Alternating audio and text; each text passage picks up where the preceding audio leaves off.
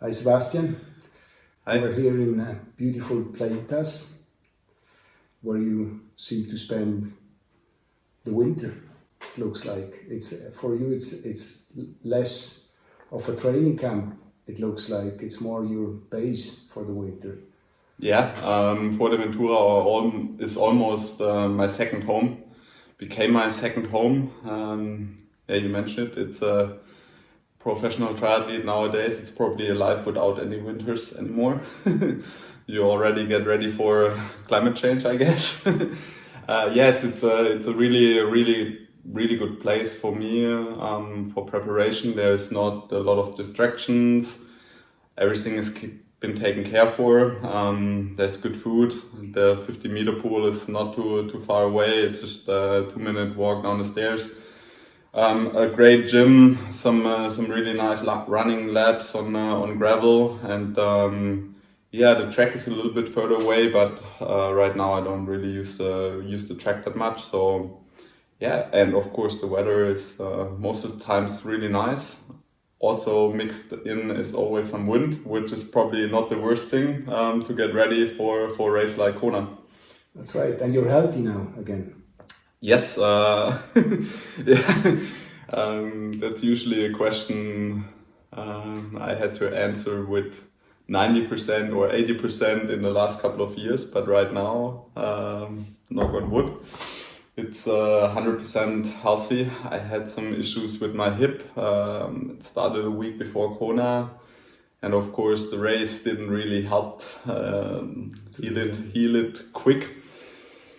So therefore, I had to cancel the Ironman, which was the original idea to have more freedom regarding this year 2020 with the race schedule. But yeah, now we'll see. We'll decide from day to day what I'm gonna do race wise this year. No plans yet. Yeah, of course we have a couple of plans. I'm not gonna mention them yet, but yes, of course we had to take it a little bit careful with running. We don't want to rush anything, and therefore it was very important to first gain the confidence that I would be able to get into real rhythm regarding the running, because that's the most important thing for me. Is I saw it last year what's still possible with a normal year of running, and I want to have a good year of running and then see what's possible. Cool.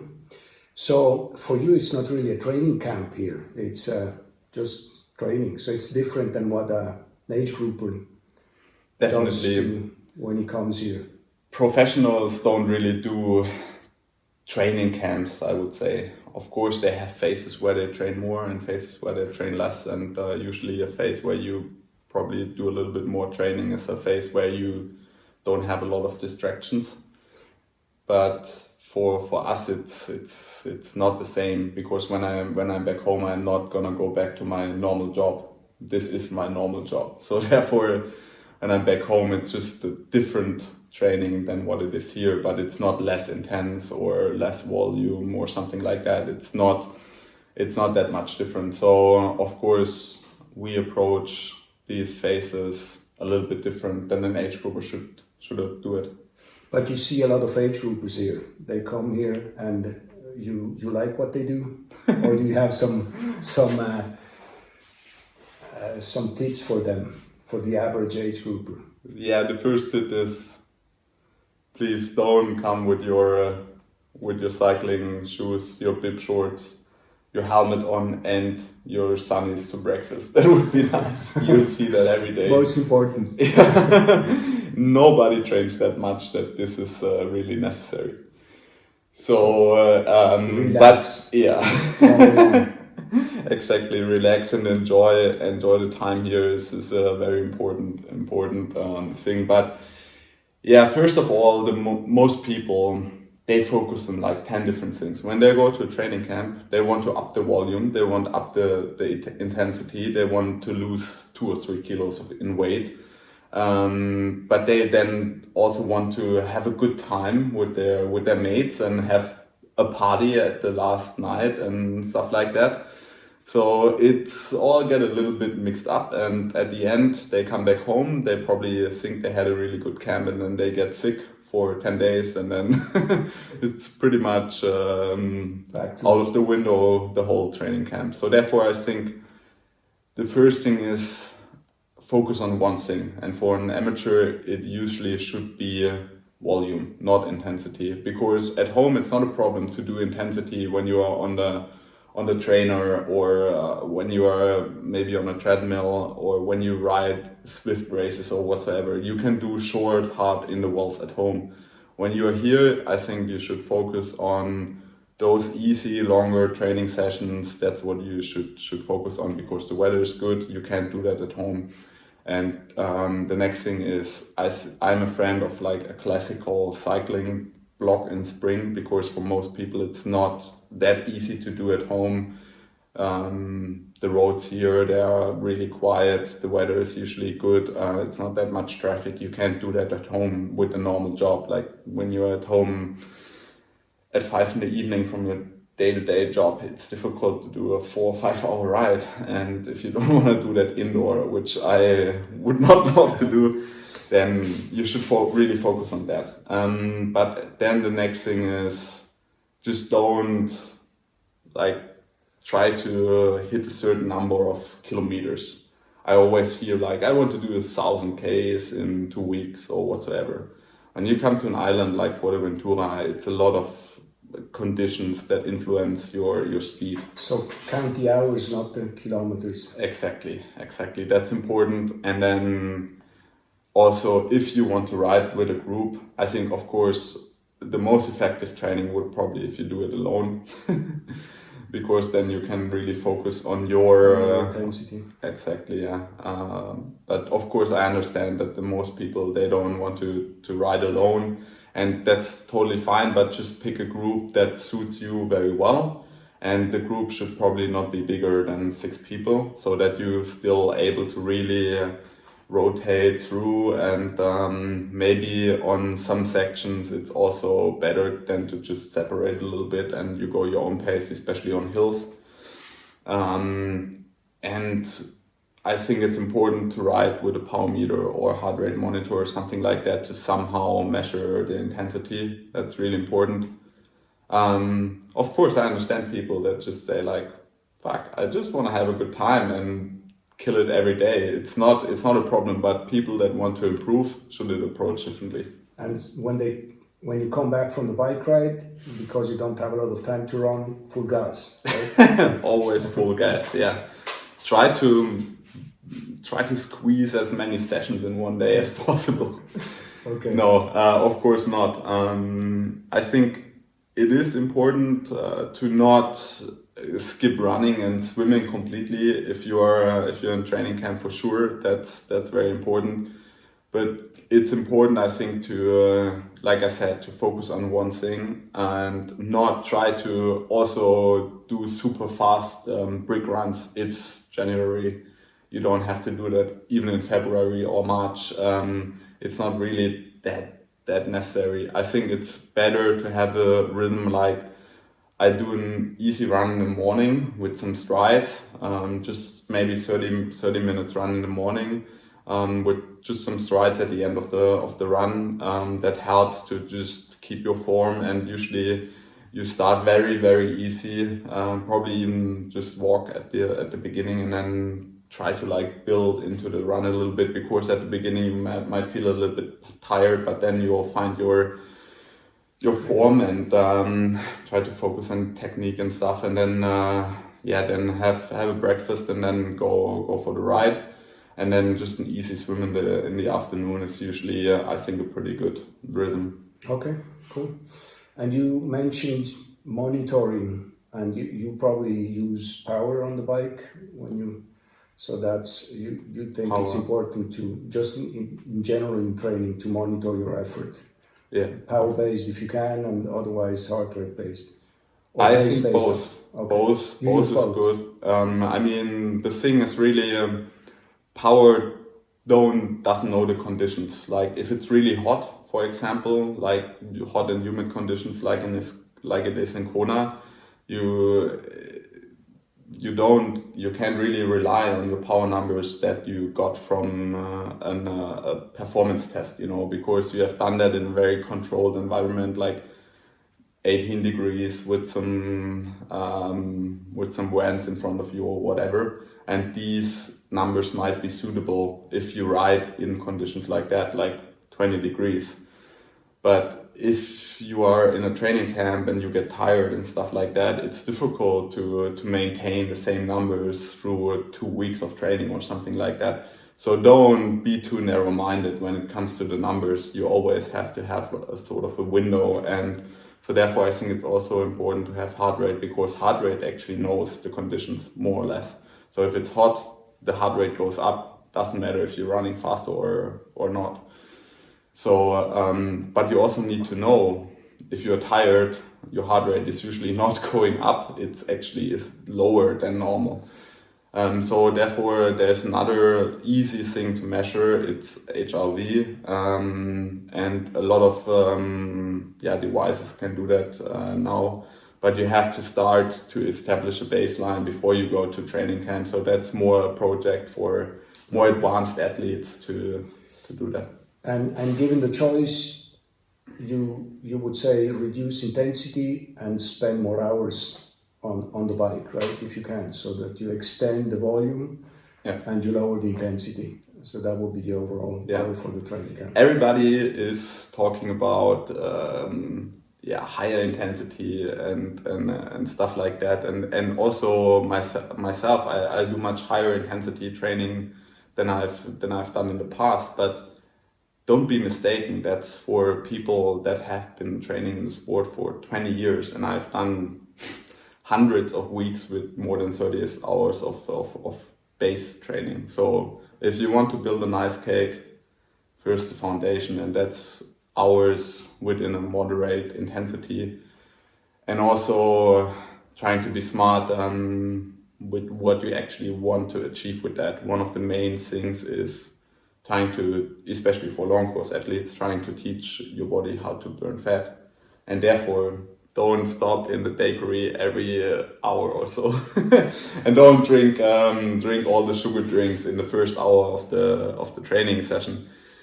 If you have if you're arriving in training camp in good fitness and you would say, like, I'll start to do like these 3-hour rides at the beginning, or do a block like 2.5, 3 hours, 4 hours or something like that within 3 days, and then one easy day. I would say the first 1.5 hours you should try to not consume any carbs, because if you've done the run in the morning and had the breakfast, it's not necessary to have any carbs within the first 1.5 hours. But that's just for more experienced athletes. At the beginning, if you're not used to ride 3 hours, don't care about nutrition. Try to get as much nutrition in as possible at the very beginning. And for the longer ride, it's very important, especially towards the end, to really take. The best thing is probably to even test your race nutrition in these rides, because otherwise the body is basically consuming itself, and you don't want to have that. Like, you want to maintain the weight, and you want to maintain the level of fatigue during the training camp pretty much, and therefore you should not completely empty the tank on these rides. So coming to the training camp and wanting to lose 2 kilos is not a good idea? No, I definitely think if you're about losing weight, you should try to do that at home, where you have a more controlled environment, where there's not a buffet, for example, and there's other stresses. So trying to cut down nutrition or dial back the amount of calories is stress for your body, but at the same time, you put stress on your body because you probably double your normal volume in training. Yeah, maximum stress already. Yeah, exactly. There's a lot of stress on your body. And if you add another stressor to that, that might be too much. Yeah, exactly. So therefore the body can't work with that. So don't try to do that in training camp. And also, it's a lot of stress for your immune system if you are on the buffet every day. And every day there will be new people from Europe, and they're spreading like the newest virus, more or less. Exactly. And therefore, that's also stress. And so therefore, you should not be trying to cut back calories in these camps. Okay, got it. And we now discussed volume and intensity and in the training camp. Now, back home, where does frequency fit into that overall picture? If you're back into your normal training, how do you rate frequency compared to volume and intensity? Because most people then go back to a climate where 5 o'clock the sun goes down. Yeah. You cannot ride outside another 3 hours. Yeah. So you don't do the long sessions anymore. Exactly. Usually. Yeah. So would you say instead of that you add more session if you can? So you increase frequency, or what do? You increase intensity first? First of all, you should actually lower both. I think, of course, you need to give the body some rest after the training when you camp. come back. That's right. To give the stress some room to actually improve the body. So the body reacts to the stress and tries to build, and exactly, give it some time to adapt. At the same time, don't think like because you have done 10-12 days of good training, you don't need to do any training for the next couple of days, which is actually also not good, because it increases the risk of probably getting a flu or something like that, because then the body dials back completely. So first of all, I think it's important to know before you actually fly home. A lot of people think the last day of the training camp is the day where I go do this 200k ride, and then the next day I jump in the plane. Or some people, it's even worse, they have a really good party at the end of the training camp after this 200k ride. That's like putting a little nuke in your immune system.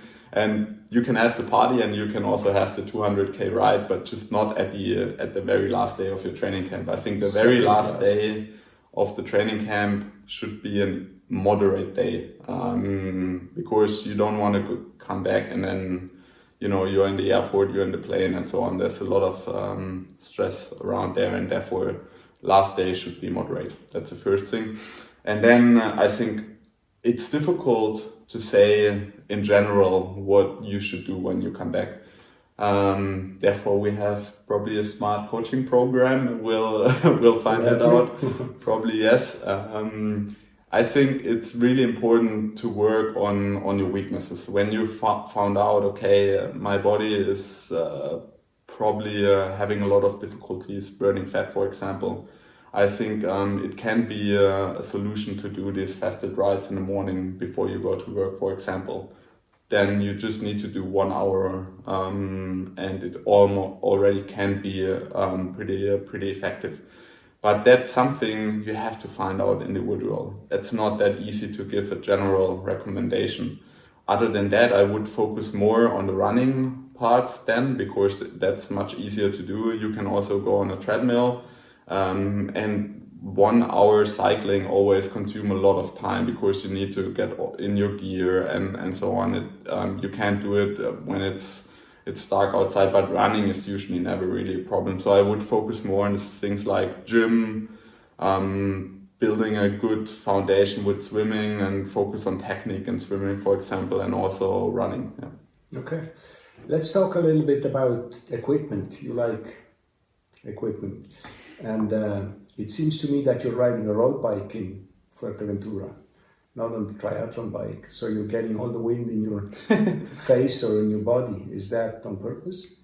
Of course, riding the road bike is on purpose. But the thing is, I think when I see the people riding TT bikes and they ask me why you don't ride a TT bike, I'm almost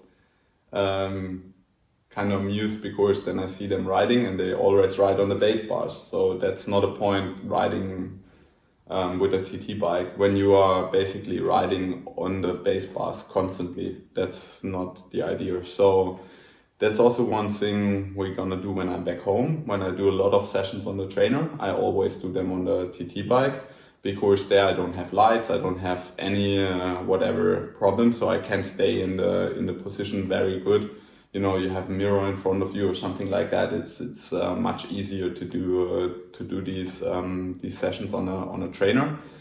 That's the first thing. The next thing is, if you are doing like these long base miles, I'm almost in the TT position pretty much every day, even when I'm eating or on my smartphone. You know, the problem is, for me, we found out when I'm in the TT position for a very long time, it's I'm getting narrow and narrow within my chest, and that's really, really a bad thing for me for running as well as for swimming. And on the road bike, it's not like that, you know. I have a very wide bar actually, and therefore it's I'm more open in the chest area, and that's really important for me. That it puts a lot of stress on your body. And the next thing is, if you are able to do all these rides on your TT bike into T position, then your TT position is probably not really aggressive enough, to be honest. Okay. Because that's something like driving your Formula One car to bring your kids to kindergarten. It's not meant for that, you know. It's meant for going fast, and I'm not always going fast. And so I'm the going. road bike is also safer for you to do a lot of kilometers here, or maybe Yeah, less. it's safer and it's more comfortable, Okay. and that's really important. All right. So the other thing I noticed on your bike is that you don't have a repair kit on it. Yeah. Professionals. Because you can call somebody to pick you up. Yeah. Or is that because you have I have an app for that. you have an app? Right? We want to have that app too. But it seems like you have a lot of confidence in your tire setup, so that you don't think you're ever going to Probably I'm gonna have a flat tomorrow then. or you don't need the app really. I always have a CO2 with me, and usually also a spare tube in my jersey pocket. But yeah, I never had a flat in the last probably 12,000 K with these tires. Nah, well, I had a flat in Frankfurt during the race, but that was a pretty aggressive tire. And so with these tires, I never had any issues whatsoever. That doesn't matter; they never have any issues at all, for sure. But yeah, I mean, this is definitely one of the biggest developments I think in the last couple of years, for sure. Okay. At the beginning, I have to say, I was like freaking out mounting these tires. It took me like a long time, and latex milk spread all over the place, Nice. and it was not really funny. You got better at it, or it's Yeah. easier to? Okay. No, so it's also the skill. Also the industry got better at Okay. it, because now just they figured out this ITRO standard. You probably know more about it than me, but they just try to coordinate rim sizes with tire sizes. exactly, and it seems that they came to an agreement there. So now it fits really well, and I can pump it up with a normal pump. I don't even need some sort of a tire booster or a compressor or whatsoever. It's just like pump it up, it's done, and I was like, wow, this is quite nice. And yeah. Let's talk about shoes. Do you have an opinion on these crazy shoe developments that everybody is now trying to do, following the Nike Next percent and so on? Yeah, of course. What are your thoughts? That there must be some regulation, and the interesting thing is, it's not like the first company that tried to do that. I mean, I don't know when it was, but there were a company that already built like real spring shoes some 10 or 15 years ago. I bet somebody does the research for me, and I think the guys who run the shoes, they won a major marathon. I think it was. Okay. It wasn't. I don't know if it was Boston. I'll find that out for you later. But and they banned it instantly. But now it's the big bucks from Nike. It's not getting banned that fast. But if you had a look on the new Alpha Fly, it's getting out of hand. I mean, this is not what running should be like. And the next thing is, at one point, it's also dangerous. Because there's not a lot of research on it, but if you look at the shoes, it's not a question that these are like the buffaloes the girls were wearing in the 90s when I was young. And there were quite some problems with sprained ankles, for example, for sure. And I have to say, obviously every company is working on a shoe like that, and I have a crazy fast shoe from New Balance, and so I'm not worried. Yeah, I had it in Samurin at the 70.3 Worlds and also in Kona, and it makes a huge difference for sure. I don't know if it's just in my mind, but it definitely works. So you don't think you have a disadvantage? Not at all. I probably even think compared to the next percent, and of course we also tested like all these shoes. It's probably even better than that. In my opinion, it is better than that.